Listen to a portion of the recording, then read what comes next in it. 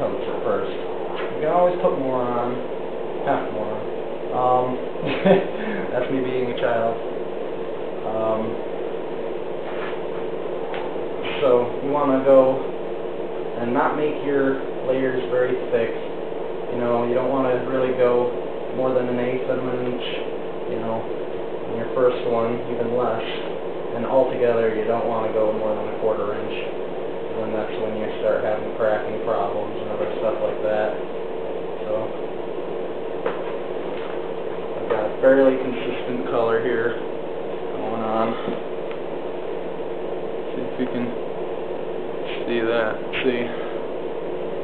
So, oh boy, Bondo time.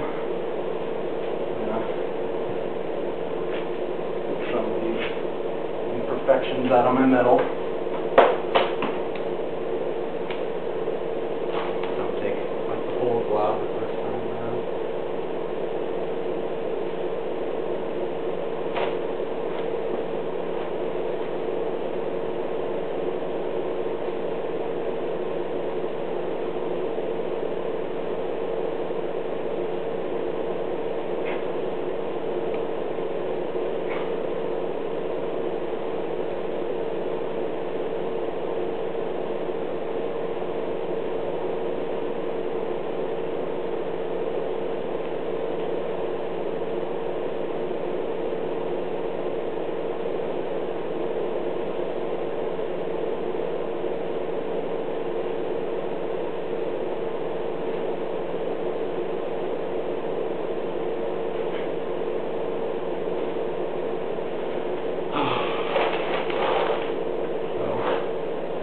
Trying to get a nice flat area going. More you straighten it out now, the less sanding you're going to have to do. I'll be happy about that. Just actually go maybe a size smaller. I didn't think I had this little bit of room to work with.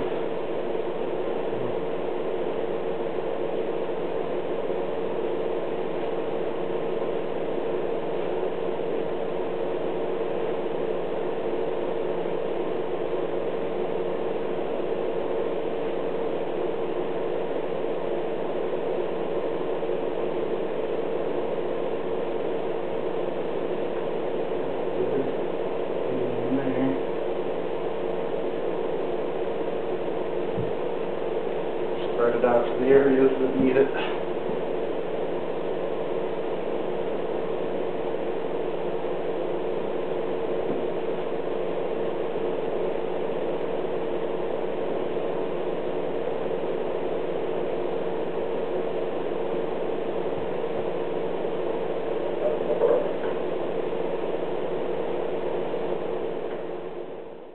Alrighty, well, this is after the Bondo's dry.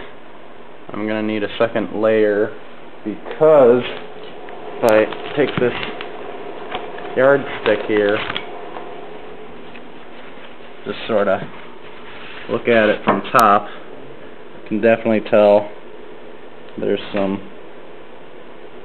areas that need to be straightened out. See, like that whole dip right there, and you got this can all be just sanded out really, but basically I'm going to need a second layer of Bondo just because this area is not filled in enough. Alrighty, so now I have my third layer on here. I put on my second one and I had a little indent, so I just filled it again. So once again, it's not that thick, but you want to put, you know, little by little on to ensure that it's not going to start cracking on you. And then basically sanding technique is that you want to, I just got a block of wood. I mean, there's better things for it, like a hard rubber thing, or even like they have these, basically you want something long and long for your sandpaper to go on, so that you can get it real nice and even throughout the entire thing. And while you're sanding too, you don't want to just go back and forth. You want to go on a cross angle like this. And then every once so often, switch it up and go the other way. That'll ensure that you get a really nice, even, flat area for your new Bondo.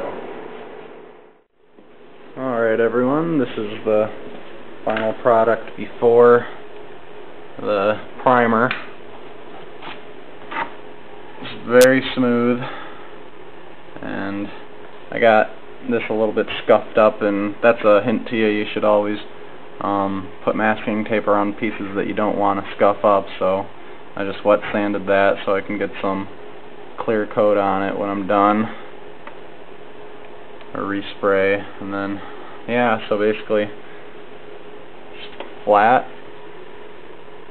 and I think it turned out pretty good, so it's ready for primer now. And yeah, before you prime, you want to get down the area with some tack cloth. You can see it's dirty over there still, but not over here. So tack it down, possibly mineral spirits if you think it's kind of oily. And yeah, so this is final stage before we get to paints. Very exciting. Alrighty, now I've cleaned the area and I've masked it off with paper and tape to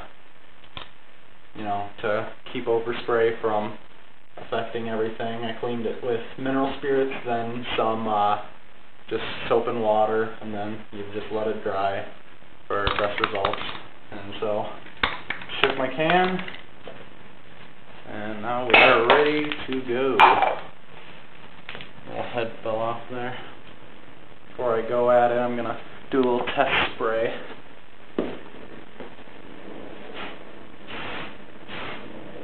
Alright, so it's working fine. Alrighty.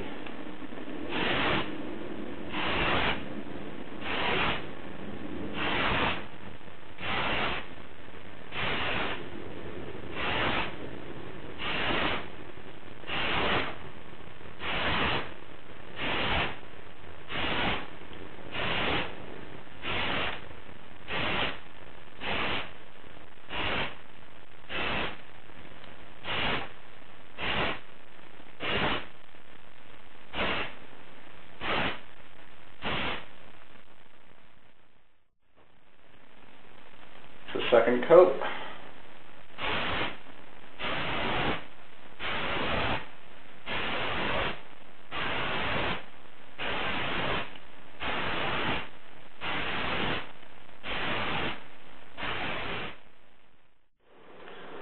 Alright, as you can see, I made a very stupid mistake in accidentally painting all the way up to the masking. So now I got this big line, so now I'm going to try and wet sand it so that it's more of a smooth blend. I didn't want to have to do this, but it was just a stupid mistake, so if it happens to you too, then hopefully this will fix the problem for you. So wet sanding, you just want to get your area, or you want to get your sandpaper covered in wet, well, of course wet water, but wet soapy water, so that'll sort of clean out the grit and everything, and just start going at it. So that's where it's going right now. Yeah.